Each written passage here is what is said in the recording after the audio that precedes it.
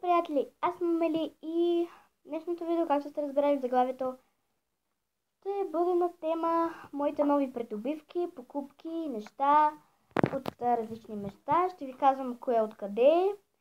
Вчера се върнах късно от село и не можах да направя това видео, така че го правя днес. Имам и нови неща от село, от Гърция. Вчера не можах, затова днес ще го направя и продължавайте да гледате. Така, първото нещо, което искам да ви покажа, ми се падна от едно зрънчо. Ето този магнит, не знам на какво е. И към него имаше тази розова гумена гривничка на Зайо Байо. Пише Зайо Байо и зайчето. И е много нежна и хубава. На мен ми харесва много как стои.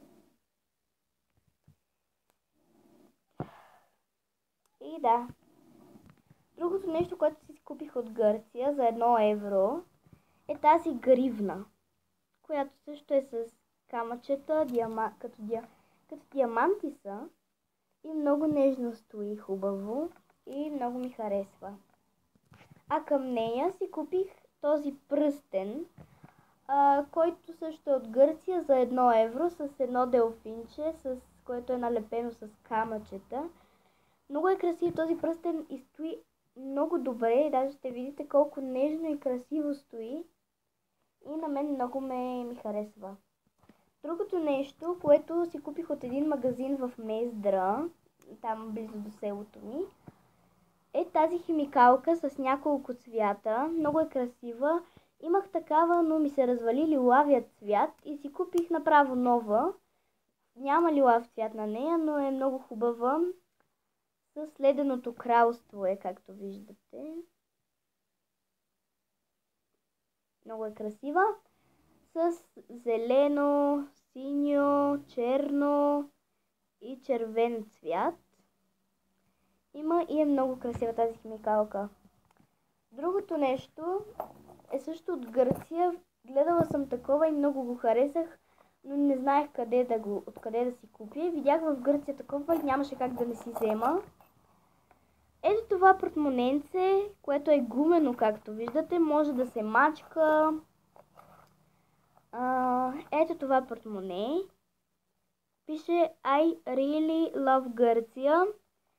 Гумено, мачка се и според мен може да се съберат доста пари вътре.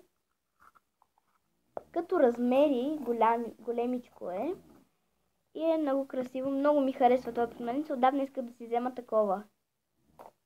Така, другото нещо е това магнитче от Павел Баня. То също ни е подарък. Пише България, Павел Баня и изгледа, ако някой ходил, знае.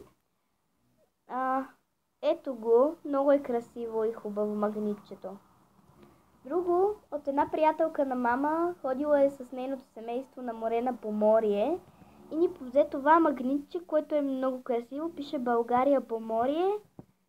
И наистина е много китно и красиво. Така, другото нещо е тази чашка, която си купих също от Гърция. Много е красива, в нея може да се пият най-различни неща.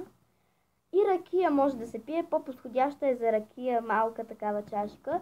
И други неща също могат да се пият. Пише I love Stavros, там където бяхме, в града, в който бяхме. И картинка с магаре и къщички. Чашката е стъклена и е много хубава. Става и за декорация също. Наистина много е красива. Така, другото нещо е това шише. Само предварително да кажа, няма да крия откъде е купено. Това шише е много красиво. Имаше синьо, такова и зелено. Но на мен лилавото най-много ми хареса. Само да кажа, че си го купих, защото в принцип само поради две неща. Първо, защото като го видях, много ми хареса. И второто по-важно нещо, аз пия много вода. Вече ходя и на занималния от 1 година.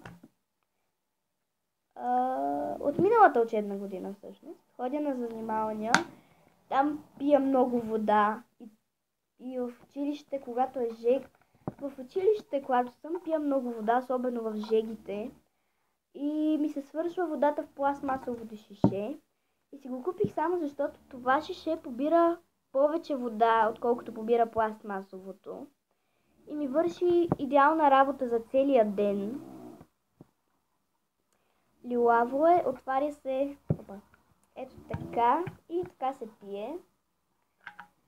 Няма вода в момента. И е много красиво, не е толкова тежко, удобно е за носене, побира се повече вода и не се разлива и е много красиво. Това шише е купено, много ми харесва, това шише е купено от Lidl за 4,99, 5 лева. Аз много го харесах още в началото, като го видях, но тогава нямах възможност да си го купя и си го купих, когато беше на свършване. Но все пак още имаше такъв цвят, което ме радваше. Купих си го преди 1-2 месеца, може би има. Отдавна беше в Lidl. Доста отдавна го бяха пуснали. И си го купих преди 1-2 месеца. Много добра работа ми върши и е много красиво и ми харесва. Така, другото нещо... Да, само да го взема. Другото са дрехи. Не, съжалявам. Другото нещо си го закачвам на хладилника. Не е ново, но реших да ви го покажа, защото е на любимите ми Wings. Ето това нещо, то е етикетче от една блуза на Wings. Ако сте гледали колекцията ми от блузи, може да видите видеото. Той е оттам, но си го закачам. Ето това е етикетче на Wings. Много хубаво. Другото пак не са нови неща. То ми се падна от една списание на Wings. Този плакат, който се закача от една страна така, от другата надълго. Едната картинка е на Wings Believe X. Трансформация. А другата е на Stella и Bloom. И се закача така.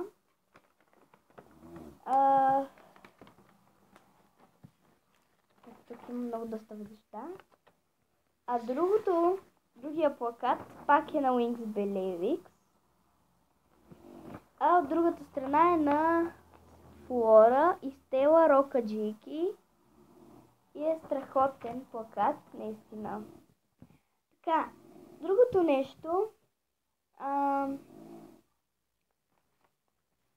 не е списание на Wings, а са тази брошура на Wings. Ето я отпред.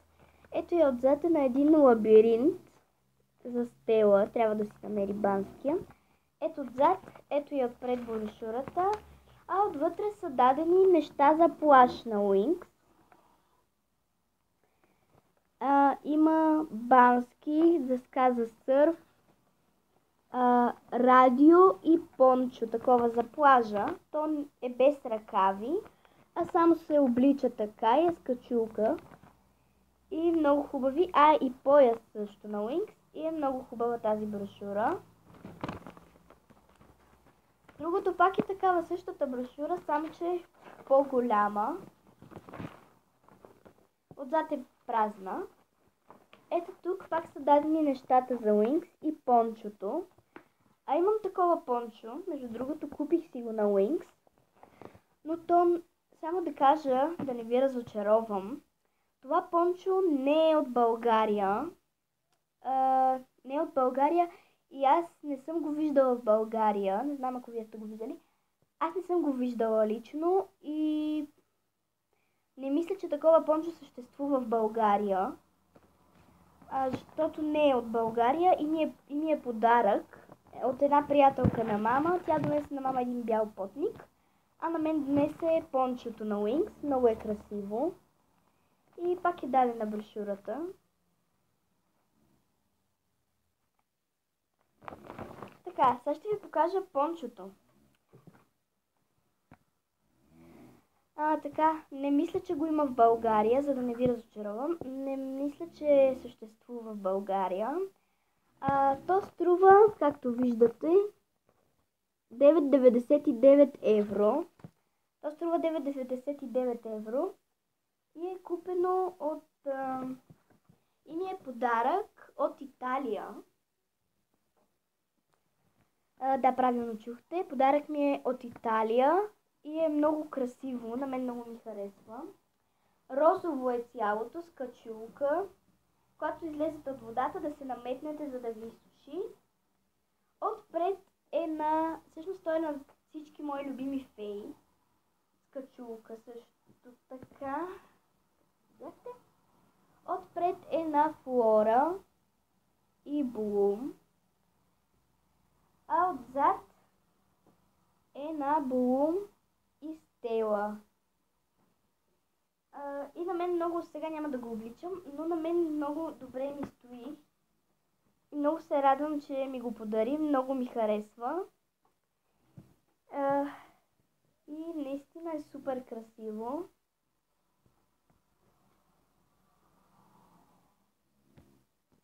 Така, и вече последната придобивка. Си я купих пак от моето село.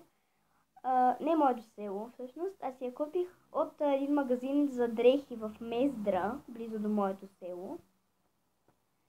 Не знам каква е тази марка, пише Тенкие, ако я знаете може да напишете. Тази блуза с котета, много са сладки тези котета, с къс ръкав, синя е, видяхте отзад. И ето и отпред на много сладки котета. Има такова коте с шапка и шал с панделка, такова коте, такова с панделка и с очила. Ето такова коте с шапка, шал с такива пише. Да, пише Cat Set. Ето тук е нарисувано коте. Пише Cat Set и още котета на метало, с очила, с раета, с панделка и с зачервени бузки и с още една панделка. Тази бузка имах такъв клин, но той вече ми е малък на котета. Много си харесвам тази бузка и ми е изключително хубава и много си я обичам.